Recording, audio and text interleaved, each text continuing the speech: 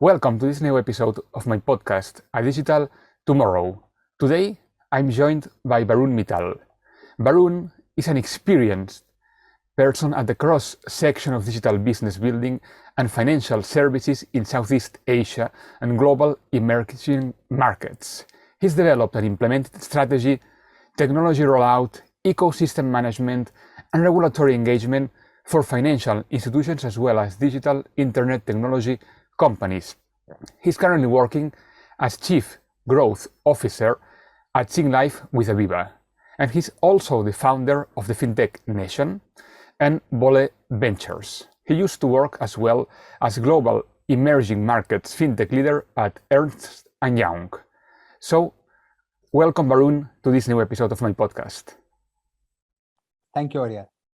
It's my pleasure to host you today, and I think that the first thing that we should start with is your personal journey, which brought you to where you are right now.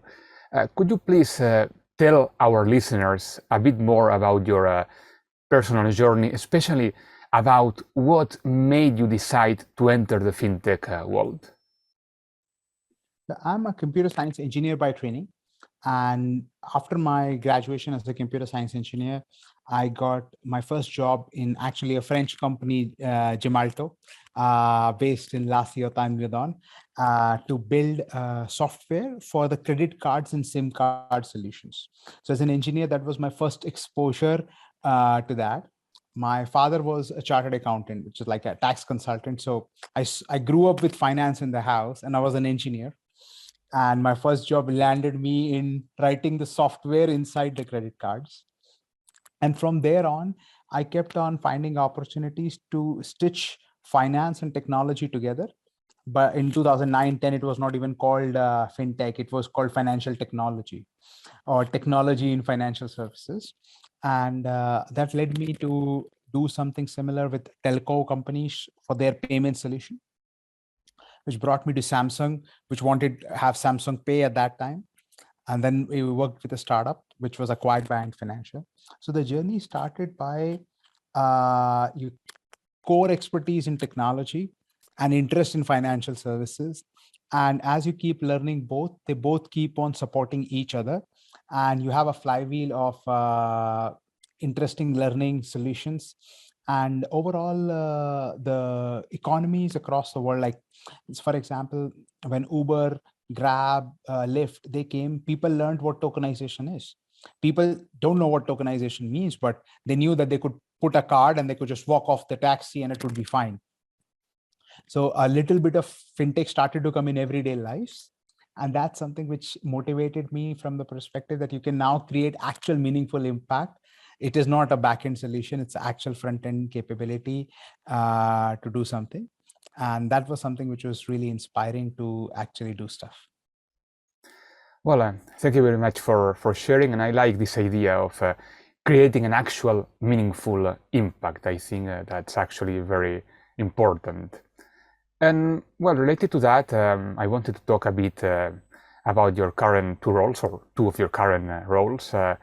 Well, first of all, you founded, as I said before, the FinTech Nation.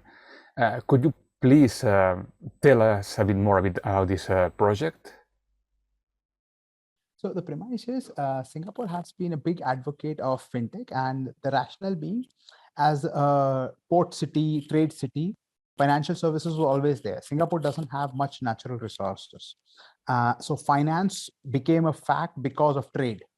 And financial services were one of the first ones to actually use a lot of technology. Some of the biggest computers were with financial companies. So Singapore naturally started to become a hub. And because capital is not constrained by borders. So then that way, Singapore, because of its political system, stability, neutrality, became a center for capital as well. And that, along with the political leadership's positioning of it as a financial center, set up the ground. And over the last 10 years, it transformed itself to be a fintech nation where public, private, policy, capital, they all come together to create a vibrant ecosystem for local, regional, and global talent to build best-in-class fintech solutions to create global impact. I see. I see. Thank you for sharing. We're actually going to talk more about Singapore and fintech later. So for now, I And also. the history of that was I was Mm, in Israel for a couple of weeks, and I saw how Israel transformed itself as a startup nation. And I found so much similarities because historically, culturally, there are a lot of similarities between the countries. And I that gave me a motivation, that because it all originated from a book there called Startup Nation. So it gave me a motivation to actually come back, document that history, bring that shared learning so that the next generations can use this and build on top of this to create more better things across the world. So a bit of motivation came from learning from the Startup Nation to develop FinTech Nation as our version of that. mhm. I think that's very interesting, and we're going to dig deep on this idea in a few minutes. Just before that, I mentioned before as well that you are working as a chief growth officer at Singlife with Aviva, and could you please tell us a bit more about your company and also especially about this concept or idea of offering consumers a better way to financial freedom? Like, for example, how would you describe this idea of financial freedom, and how do you think that consumers can actually achieve it? So absolutely. Singlife with Aviva came together with the merger of Singlife, which was a digital challenger insurer, and Aviva Singapore. And the idea was to bring together the best of technology and customer experience from Singlife side, and best of product capability, manufacturing, and distribution from Aviva to help consumers achieve financial freedom. And the idea was that long term, we should not look at, okay, this is the product, what does the product do? The question is, nobody wakes up saying, this is what my product needs to do. Everybody thinks of what can we do to help my daily needs? What can I do for my family? What can it do for my long term needs? How do you help people achieve that? And how do we scale from there? So that part of bringing together that capabilities to the consumers is something which motivates us. I see. I see. Well, thanks again for sharing all these things about your personal journey, your career. And I think right now it's the perfect time to start digging a bit deeper on fintech in Singapore, especially your book, Singapore, the FinTech Nation. You were telling me before that because of a trip of 2 weeks to Israel, you started to think of all the Yeah. parallelisms between Israel and Singapore. So I would like to start there. No? What made you realize that Israel and Singapore were alike in some senses? What kind of similarities did you see? It's a couple of similarities are, for example, small countries with very young history. Singapore became a country in only 1965, per se. A very young country, very small population. Singapore is 5.5 million. Israel is something like 7-8 million, something like that. And the countries were always, these were built on focus on how to build technology, how to build that focus. And even if you look at social fabric, right, there is a mandatory national service for armed forces for the able-bodied men in both countries. So there were a lot of similarities, and the focus on using technology to create impact. Of course, Singapore being a trade hub, there was a lot more financial services flavor. Israel has its own capabilities around deep tech, cyber, and all of those things. But the similarities of how the whole community comes together. Um, uh, what in Israel is a kibbutz is a kampong in Singapore, from that perspective. So there were a lot of similarities. And of course, it's not like a like to like similarity, but the idea of the community coming together to create a meaningful value together was something. And there were just different domains we applied it to. And that was something that for me, the motivational part was that how they brought together the whole community to share the story. So motivation was that we can share our story as well. Mm-hmm. I see. I see. That's an interesting comparison. And well, I mean, what do you think about Singapore's fintech scene in general? Like, what do you think are its strengths and opportunities? So the way I look at is this, right? What's important is the biggest strength is access to the regional market. Access to the regional market is something which is most important. It's a strong, stable system. It's a hub for talent. I would say it's one of the developed places, developed markets. So it's the developed market amongst all the emerging markets. From that perspective, that's something which is very unique. The political, legal system, the taxation system, per se, those are very crucial from that perspective. And we're trying to, and Singapore has this huge opportunity to create that kind of capability for this. I'll give you a very simple example, right? Other countries, most countries in the world, like 99%, have multiple financial regulators. Singapore has only one financial regulator. For insurance, wealth management, banking is only one. So you don't have to worry about benchmarking or policy that, okay, insurance regulator is allowing digital KYC or cloud versus the banking is not, or the other way. You don't have that. It's a single code clearance, those kind of things. Well, I guess, of course, Right? that's going to make things much easier, no, when it comes to doing business in Singapore or with Singapore. This idea of having like one Yeah. single regulator, I think it's actually simplifying Yeah. things. Yeah. Absolutely. Absolutely. And the premise is this, right? Even Singapore regulator puts KPIs and SLAs on them. So Singapore has like express sandbox where the regulator commits to reply you on your application within 4 weeks for a regulatory sandbox. So we are like sandbox and there is express sandbox. So from that perspective, even the regulator has KPIs here. So this in the Singaporean part, we say kiasu, like it's like there is a KPI and way to measure everything. That's fast and efficient for sure. Yeah, exactly. So So that's how I look at it.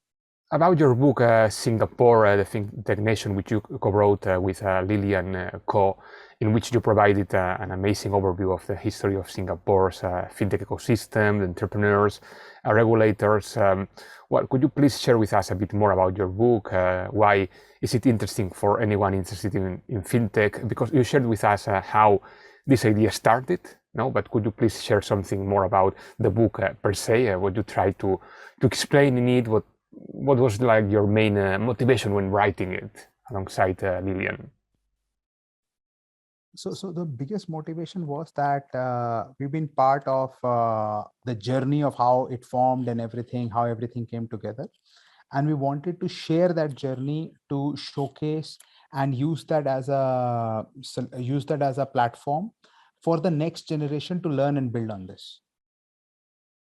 Right.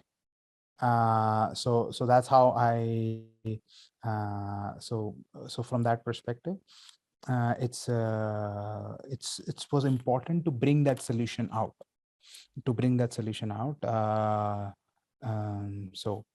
So that was the key part, and the second part was that documenting that model.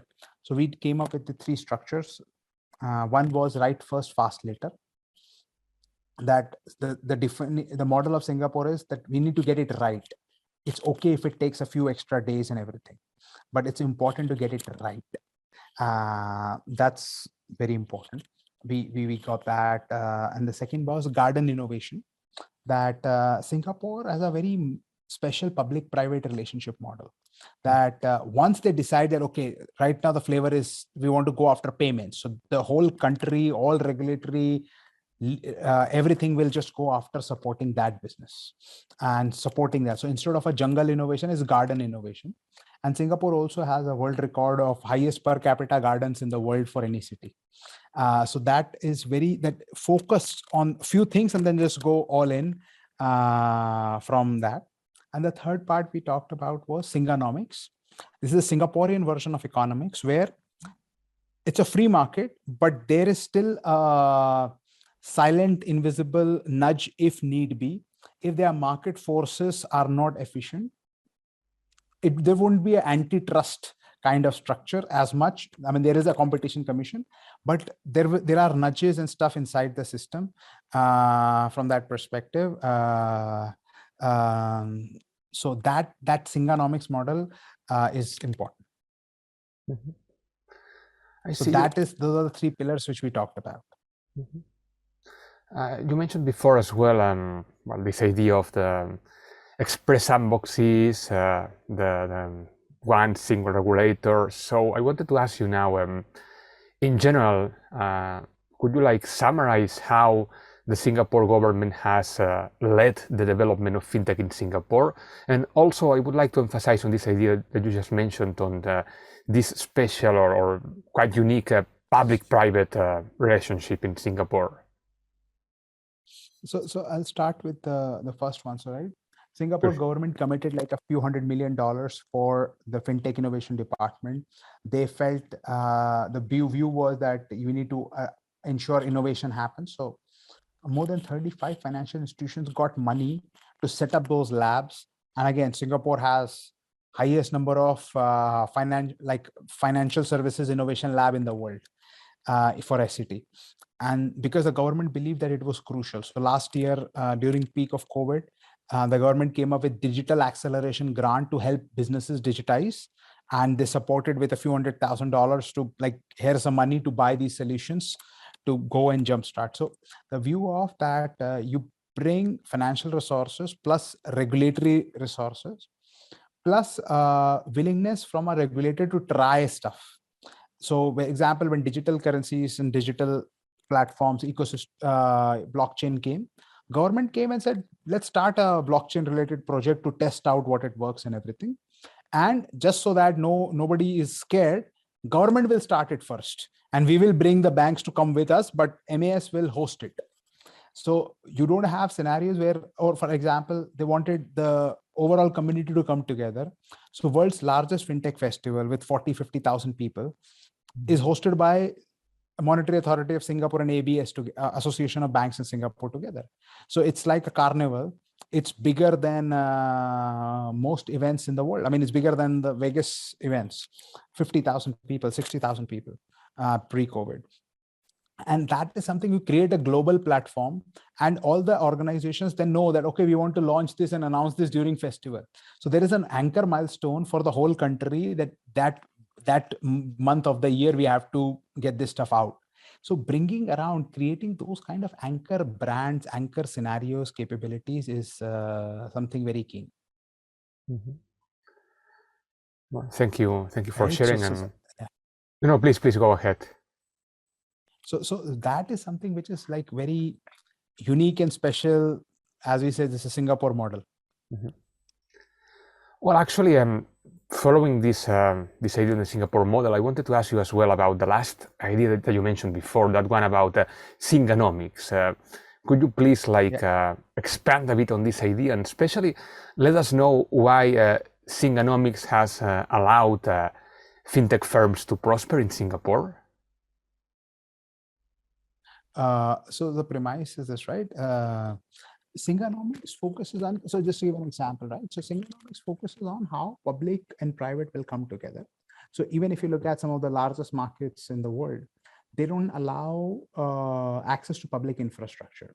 So Singapore figured out that for digital banks, for example, to work, you need public infrastructure for KYC. You need public infrastructure for payments. These are the stuff you have to build, right? From that perspective. So that's the biggest part. So government said these are the core infrastructure we will provide, and now the industry can build on it. Normal other markets, that infrastructure access becomes a core competitive advantage, and the companies which have the financial resources are the only one who can access it and build it. Here, the government built it and said, build on top of this. So that kind of structures where the company can come in. So that's something which is very unique. And well, we've been talking a lot about what makes Singapore stand out and unique in many ways. But I wanted to ask you, do you think there is any room for improvement? And if so, in what areas do you think Singapore should focus right now to improve? So a couple of areas would be that as more and more financial centers are becoming more and more sophisticated, The competition is always 1 mile away. An important thing is remote work is a huge opportunity and challenge. Singapore has been a talent hub, but if people are able to work remotely from wherever they are, then how do you remain a talent hub in that scenario?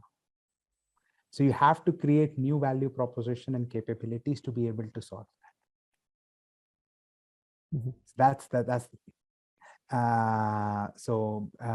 that's something which is very unique and critical to handle. How do you play with this? Because human capital was your biggest source of power.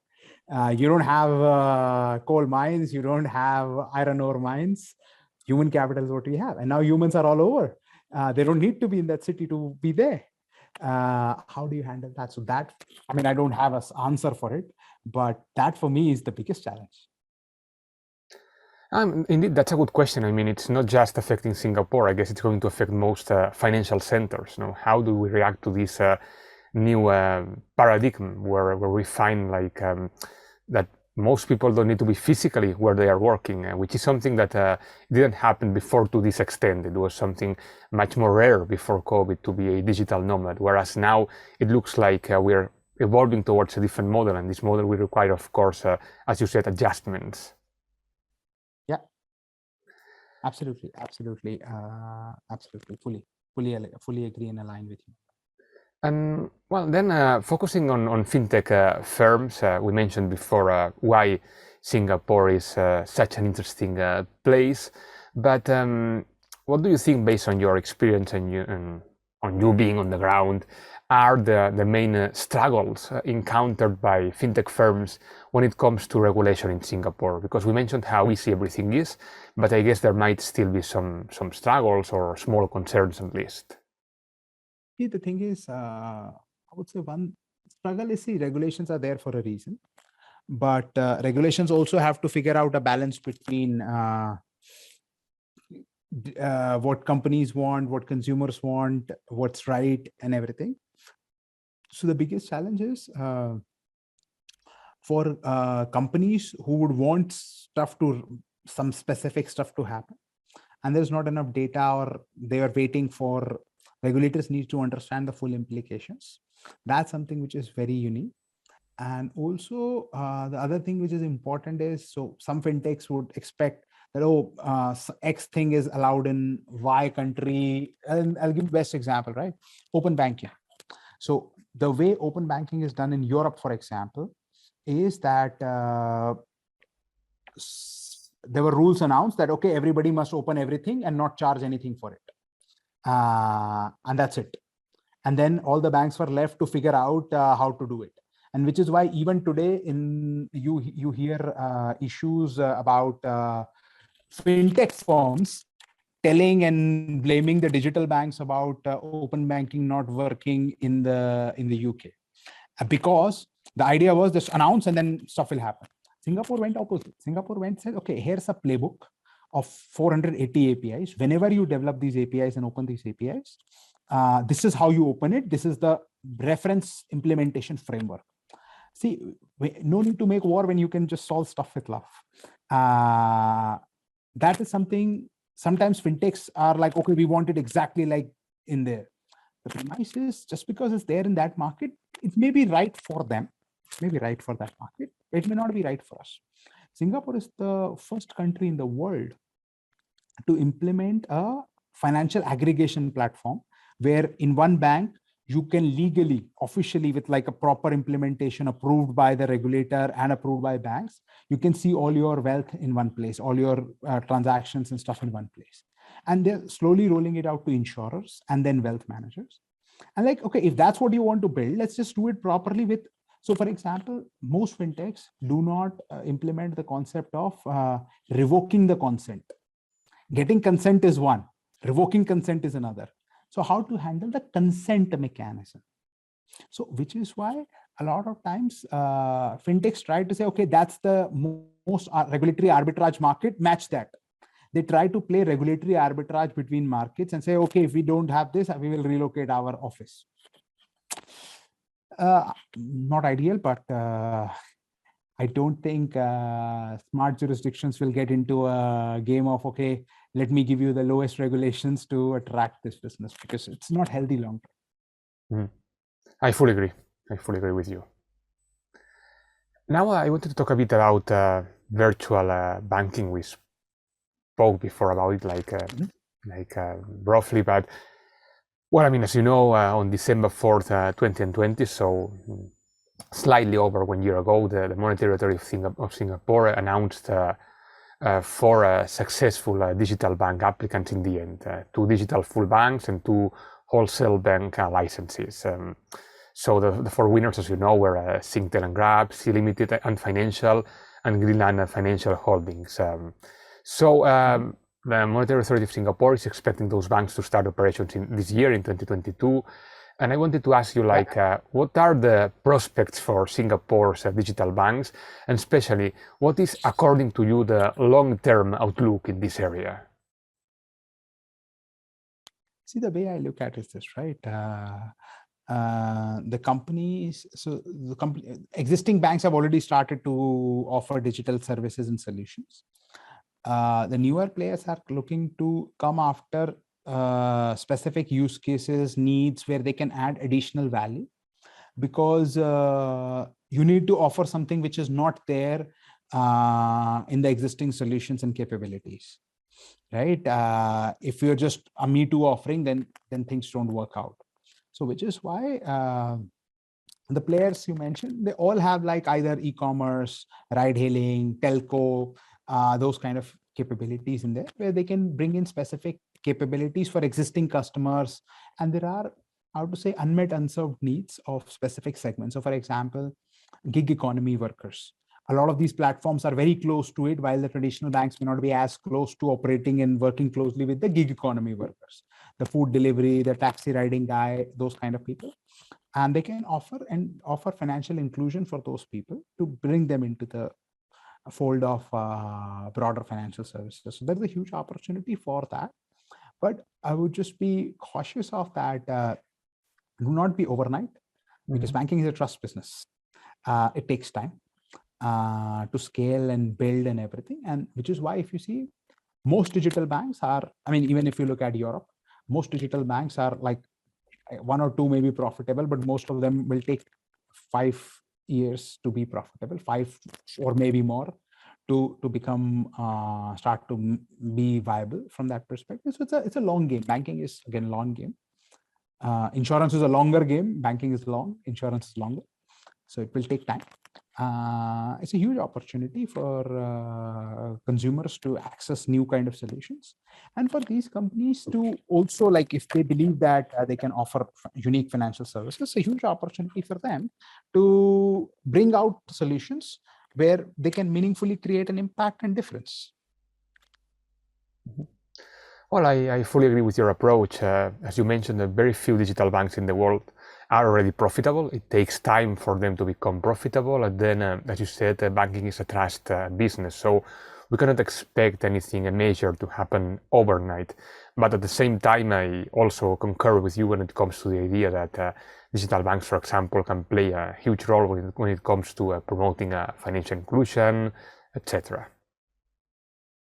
Absolutely, absolutely.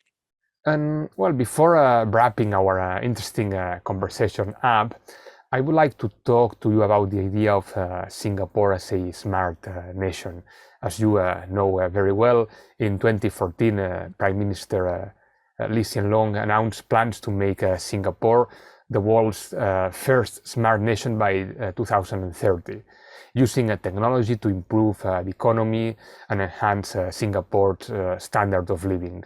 So one of the three pillars of this Singapore Smart Nation initiative was digital economy. Could you please tell our listeners a bit more about this Smart Nation initiative? So Smart Nation is something which is across all government departments and stuff. And again, just to give an example, at the peak of COVID, the whole country had ability to track and identify like social interactions to help identify the track of COVID. Even today, if you are going into a hotel office, you have to scan with the national app from that perspective. So that's like stitching the whole country into a digital suite. You have one app from which you can access your tax, access your health records, all of that offered as a free service, wherein there is a digital fabric stitching together all different parts of society. That's something which is, I would say, very, very unique. And that's one of the foundations of how it has been designed and being built and scaled. Mm-hmm. Well, thank you very much for sharing this, Varun. And unfortunately, we are reaching the end of our episode. I would have liked, of course, to continue talking with you, but we're running out of time. So, first of all, thank you, Varun, very much for coming to my podcast. It's been an absolute pleasure to discuss all these topics with you. And well, I hope I can host you again in the future. My pleasure. Thank you so much. Really appreciate it. And to all my listeners, thank you very much for listening to this episode.